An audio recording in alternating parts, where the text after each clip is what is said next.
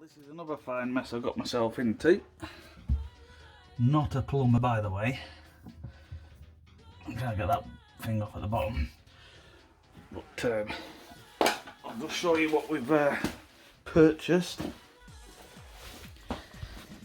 This is the £20 outside tap kit off the old Amazon there. Got a 15mm T-piece. Compasses and feels alright on it, to be fair. Then the outside tap. Again, seems pretty weighty. Doesn't seem too bad. They give you a flexible braided hose. There's the brand.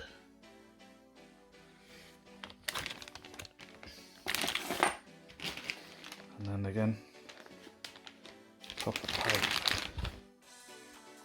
Your wall plate. Again, seems alright for what it is. Can't really grumble for £20, can you? So, and then you get your screws. It says brass. Don't think it really matters, to be fair. And then a bit of PTFE tape for the threads. So there you have it. £20. So going back to this ball joint here, or ball valve, what you're going to call it. If it's in the direction of where the pipe is leading to, then the flow is going to pass through.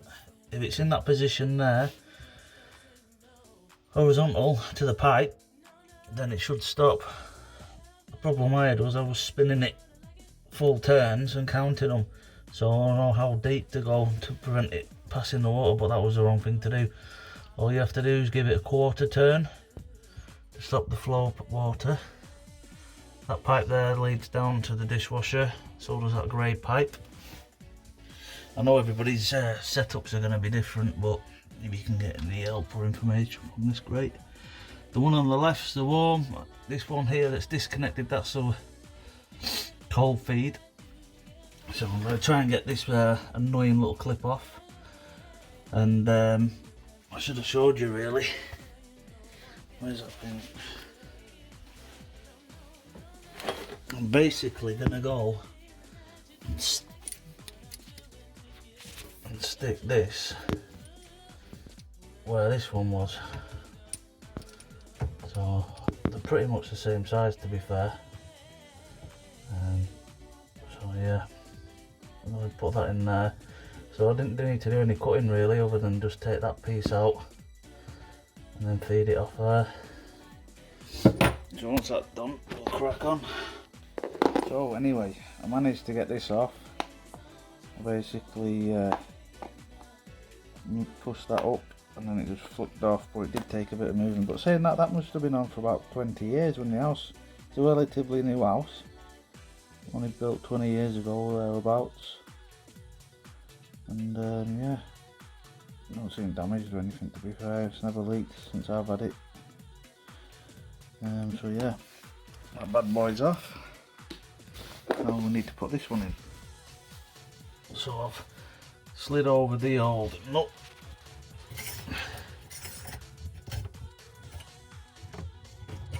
Like so.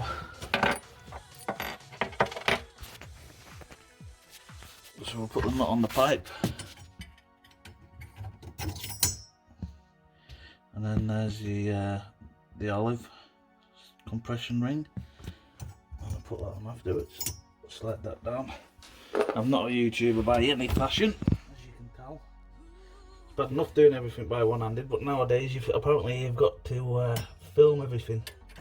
So here we are filming. So I'm going to plonk that on there and then try and figure out this top bit. So we've managed to get it in. That's not screwed in, by the way. I just plonked it into position. Now because the pipe works a bit ski-whiff, I want to try and get this olive ring into position.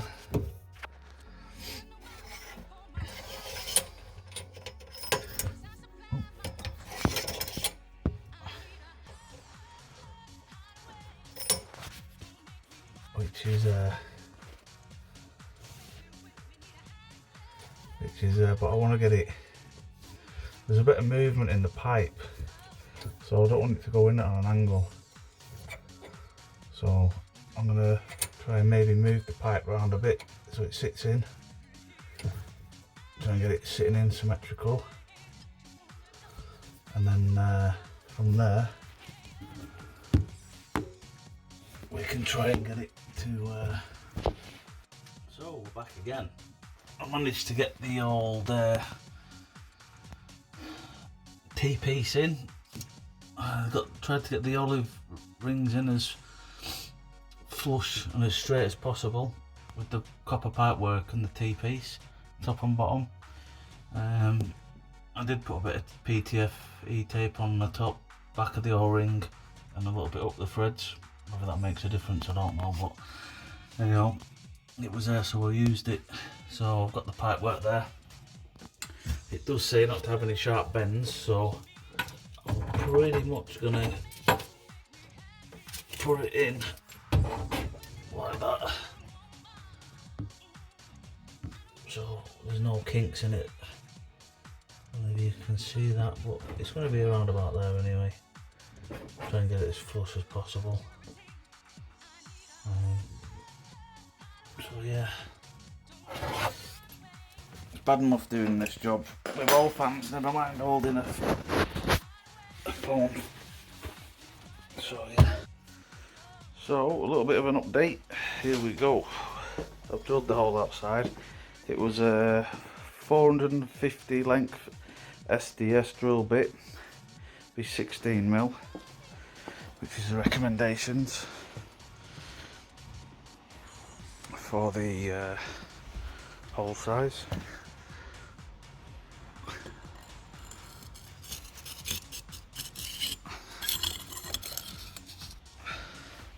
So obviously I need to take the backing board off inside.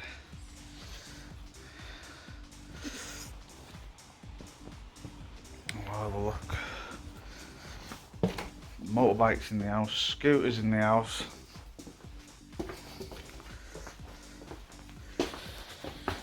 So yeah, I need to cut a little bit out of that backing board. You're probably wondering why I cut it from drilled from the outside in. Well, what I did is I took my measurements from the waste pipe across, up and across. I took my time with the tape measure. Some people would have just sent it straight out, but it can be messy, dirty, knock the bricks off. I just like to be awkward and make the job a little harder than it is. Well, there you go, outside in, inside out. Oh, nothing like a bit of mortar will go in there. But to be fair, that's not bad. So yeah, tape measure and phone calls and interruptions and excuses. Yeah, it was a little bit off there, weren't we? So, an update. So after a cut thumb and 2 drill holes, so my tape measure didn't work after all, did it? So anyway, I'm going to plonk that on the end of there. You can see a bit of blood there. Anyway, once that's plumbed in over there, I will tighten that up nicely. I won't be over tightening it and breaking all the pipes and water leaking everywhere.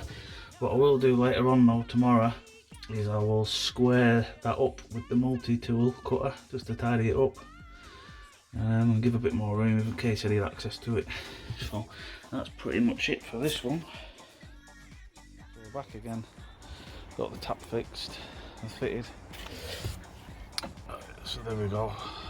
I'll just it's screwed nice and flat. It sort of went on an angle at first, but we straightened it out. It seemed to be leaking around this little nut here and a little bit from there. So, well, the valve's been switched on.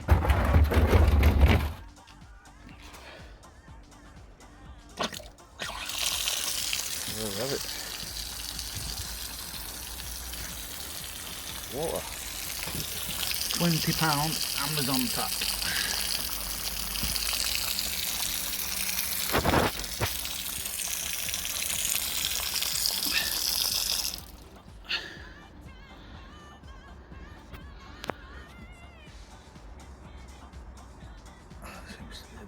like that. So what do you think, guys? Comment and let me know what you think if you've ever fitted one of these before. For £20 and a headache, it's not too bad actually. If you sat around doing that all day, why not give it a try?